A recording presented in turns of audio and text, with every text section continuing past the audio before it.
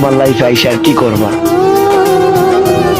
আমি তো কষ্ট পাইতে পাইতে এখন নষ্ট হয়ে গেছি। তবে কি তোমার পাবো না?